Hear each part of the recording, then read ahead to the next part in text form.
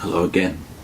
We're in Christianity and the Social Crisis, Walter Rauschenbusch, page 184.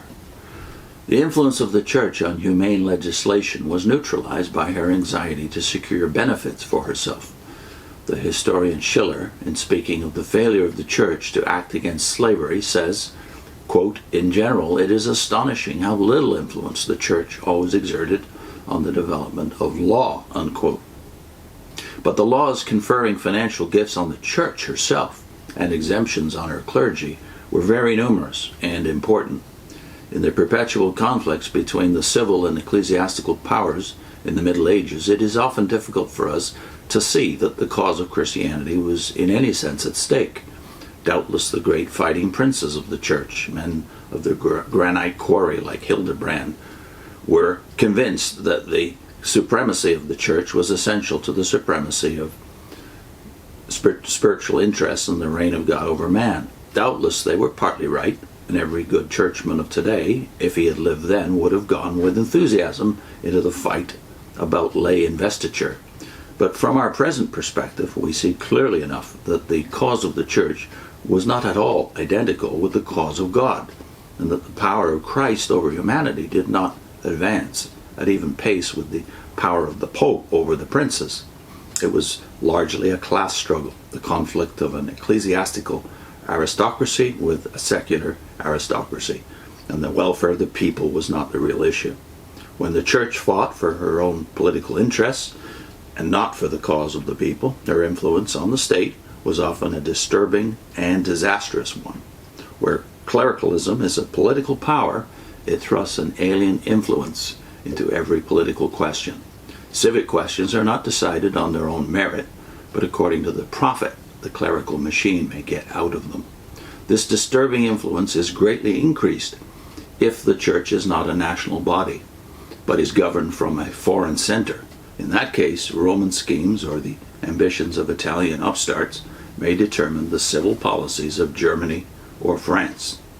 Thus, when Christianity was embodied in an all-absorbing and all-dominating ecclesiastical organization, its social effectiveness was crippled. Its ethical influence was lowered and vitiated. Its fraternal helpfulness was largely absorbed by the clerical machine. Its organizing ability was spent on strengthening its own organization. Its influence on the state was used to secure benefits for itself rather than for the people.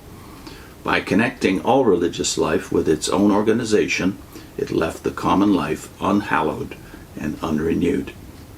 In making these historical criticisms on ecclesiasticism, I do not belittle the immense value and importance of Christian churches.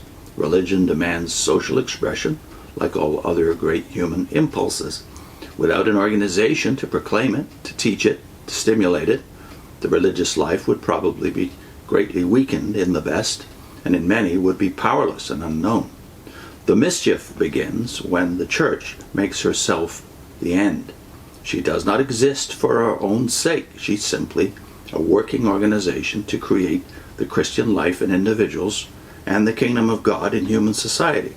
She is an agent with large powers, and like all other agents, she is constantly tempted to use her powers for herself. Our modern political parties were organized to advocate certain political principles and realize them in public life. Gradually, they have come to regard their perpetuation as an end in itself, and public welfare is subordinated to party victory. Our public service corporations exist for the public, but we know how our servants have become our masters, so that the public exists for their dividends. This slow historical embezzlement of public powers, this tendency of organizations and institutions to aggrandize themselves at the expense of the ends for which they were called into existence, is one of the most important phenomena in moral life. There is no permanent institution but has succumbed to this temptation. The organization of the Church is simply one sinner among many, and not the worst by any means. Her history is the story of how she fell by rising and rose by falling. No one who loves her can serve her better than by bringing home to her that by seeking her life she loses it, and that when she loses her life to serve the kingdom of God, she will gain it. So we can see from this that Rauschenbusch hasn't given up on the church, though he reserves the right to be deeply critical of her tendencies over time.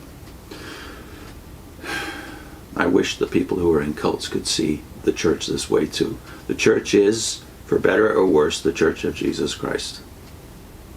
Next time he talks about subservience to the state. Now I'll put a link into the Watchtower's founder, Charles Taze Russell, was very anti-organization. Do modern Jehovah's Witnesses who deify the organization know this?